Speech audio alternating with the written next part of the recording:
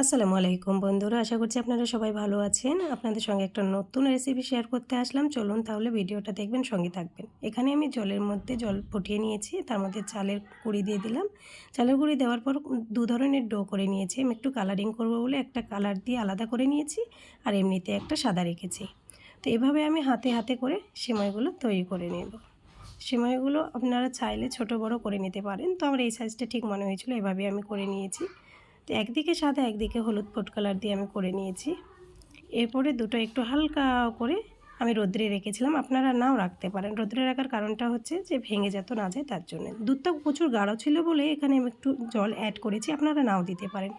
কেশর দিয়ে চিনি দিয়ে দুধ ভালো করে ফুটিয়ে এখানে আমি সেমাইগুলো ছেড়ে দিয়েছি। আবারও ভালো করে জাল করে নেব সিদ্ধ হওয়া পর্যন্ত।